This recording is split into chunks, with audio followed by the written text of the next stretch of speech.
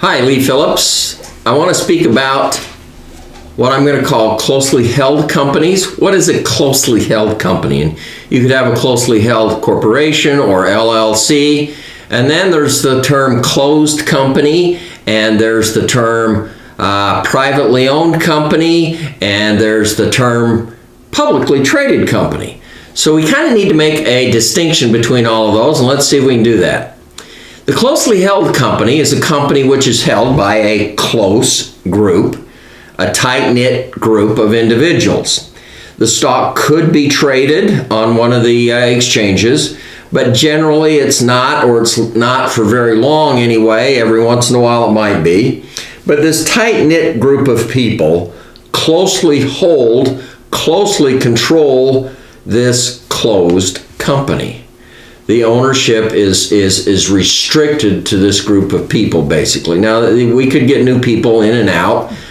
We could even sell it on an exchange every once in a while. But basically, it's held by a closely held group of people, a tight-knit group of people.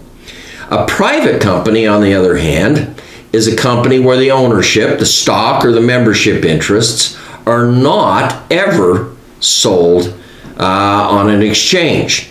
Now, it is possible that one of the owners could sell their stock, usually in the bylaws for the corporation or the operating agreement for the LLC. There's going to be a discussion, and we're going to lay out the rules as to how one of the owners could sell their stock. Often the other owners will have a first right of refusal. They get first dibs on it. And often the terms of the sale are set. How much value it's worth is determined by a formula laid out in the bylaws operating agreement. So it's very closely controlled, and closely is a bad term that we're using here, but it's very well defined by the terms in the bylaws of the operating agreement. So that's a private company. And then obviously a publicly traded company, and we can have LLCs, we can have corporations that are publicly traded.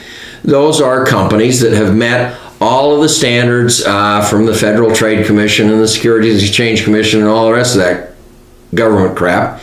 And they have qualified to sell their membership or stock on some sort of an exchange, the NASDAQ, the Dow Jones, there are lots of different exchanges, New York Stock Exchange, Chicago, whatever it is. And the public, me, you, we could buy that stock, that ownership interest, if we wanted to. The stock is valued on what people will pay for it, which is roughly valued on the capitalization or the value of the company. So we've kind of got the three categories. Closely held, tight-knit group of people, could be traded, but usually generally not. The private, which we really don't trade or sell, and then the publicly traded, which anybody can buy.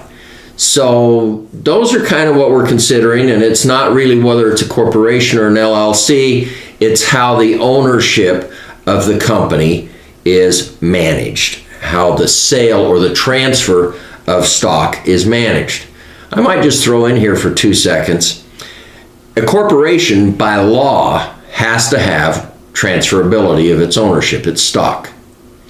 The LLC, on the other hand, has the option of having the stock transferable or not transferable. So it depends on the LLC whether you've picked that element in order to include in the LLC, and that's usually found in the operating agreement of the LLC. And I give another YouTube on the 4 elements of the corporation, and I explain that an LLC only gets 2 of them. So just a sideline there, talking about closely held companies, private companies, and publicly traded companies.